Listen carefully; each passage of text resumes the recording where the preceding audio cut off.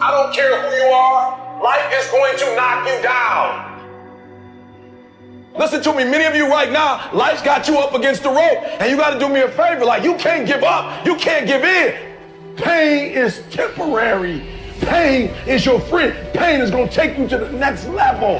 When you going through pain, I know what you're feeling. I know exactly, because I've been there. I've done that. But you got to work through it. And the reason why most of you are not successful is because every single time stuff not going your way, you give up, you quit, you let go, and people feel weakness. They feel it. You can feel when somebody's not committed, when they're not all in, when they're not dedicated. And there's another level you get to when you go all in. Winners win and losers lose. There are going to be times that you're going to be wondering, why should I keep showing up and work for my business? Why should I keep at it? Why should I keep showing up to the conventions? Why should I keep picking up the phones and making the phone calls? Why should I keep fighting for my goals and fighting for my dreams? And what I want to remind you is that you got to show up for your life regardless of the circumstances. You got to show up in spite of the naysayers. You got to show up in spite of the conversation going on in your mind. You got to show up for your life, because if you don't, nobody else will. If you want unreasonable results in your life, you've got to be willing to be unreasonable. Part of being unreasonable, you don't judge according to appearances. Part of being unreasonable, you can see it because you believe it. You must have the faith to call forth those things that be not as though they were. You've got to decide, I deserve this, and I'm going to have it. You've got to say yes to your life. You've got to say yes. Yes to my dreams. Yes to me. Yes, I can make it. Yes, I can. Doesn't matter how many failures I've made. Doesn't matter how many mistakes I've endured. Doesn't matter about my defeats. Doesn't matter about what I've done. Yes, yes. I don't care about the fact I'm in a hole now. Doesn't matter about where I am. The last chapter to my life has not been written yet. If you judge me now, you'll judge me prematurely. I'm still in the process of transforming my life. I'm still in the process of becoming. Yes. The brilliance of Thomas Edison was not in his mind. It was something much more ordinary and often much less respected. I've got no imagination, he once said. I never dream. I've created nothing.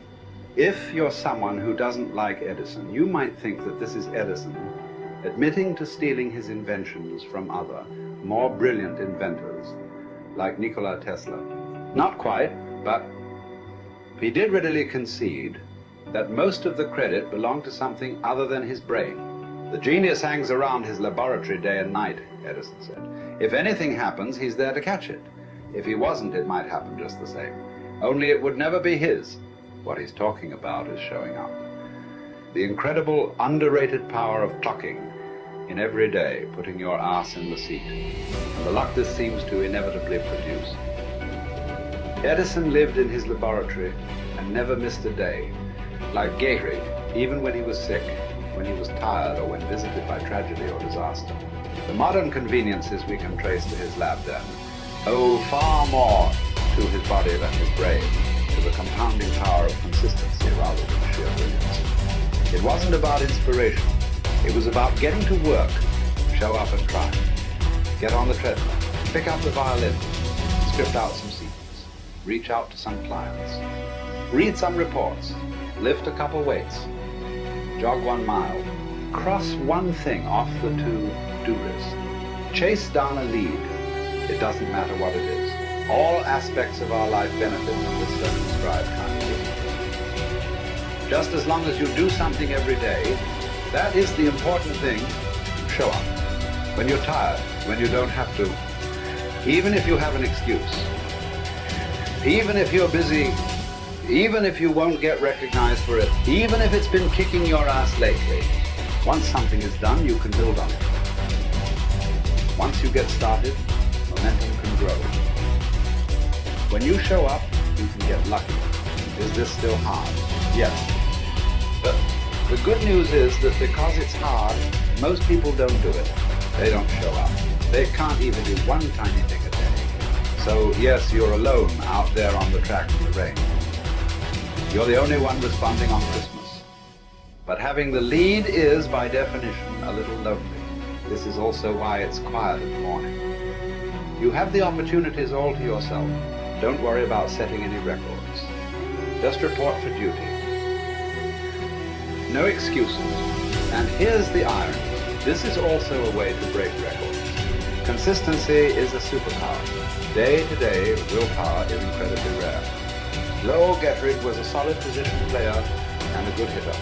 But his success really was rooted in the fact that he didn't miss many days of work.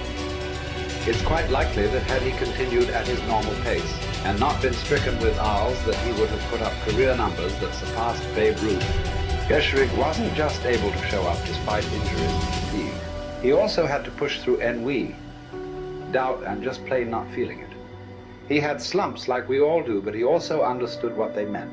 As a minor leaguer, he had struggled at the plate and thought about quitting. The Yankees' owner sent down a scout to walk Gehrig through the very basic math of a batting average. A good hitter hits 300, and hitting 350 is terrific. Hitting 400 is almost unheard of. What does that translate to? Missing on 6 tries out of 10. A hitter can also go days, weeks without touching the ball. That's what the scout told him. The most important thing a young ball player can learn is that he can't be good every day. You don't have to always be amazing. You do always have to show up. What matters is sticking around for the next at-bat. The ability to do that, coupled with the ability to endure what John Steinbeck called dawdly days while writing Lisa Dean. Those days when everything seems out of whack, when you're just not feeling it, when the distractions won't stop, is the first step to greatness. Literally. You cannot be great without the self-discipline to do that. One thing a day adds up. Each day adds up. But the numbers are only interesting if they accumulate in large quantities.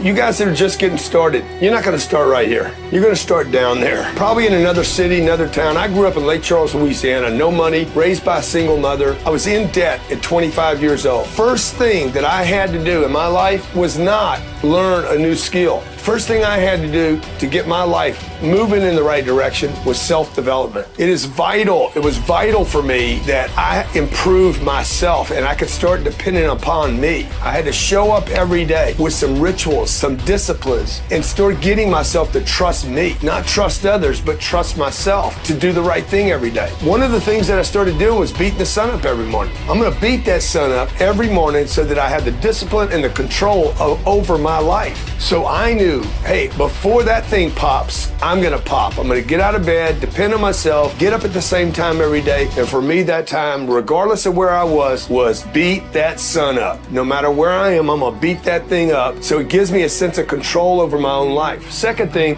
I had to start cleaning up my life and my friends and my environment. When I was younger, between 15 and 25, I was doing crazy stuff in my life. Wasting my weekends. I have the saying, weekends are for the weak. I was drinking, fooling around with a bunch of bad things, bad people. At 25 years old, I cleaned it all up. Quit going to those places. Quit hanging out with people that did not have ethics and discipline in their life. I wanted to build something in my life. I wanted to become someone. And to do that, to become someone in the eyes of the world, just beating that sun up every morning gives me the sense of accomplishment that I did what I said I was going to do, that I woke up when I said I would wake up, and I start building respect for myself, start believing in myself so that I can go out into the world. And maybe today when I go into this meeting that I'm dressed for, they'll believe in me as much as I believe in me, and that'll show up in a contract, a deal, maybe even some money.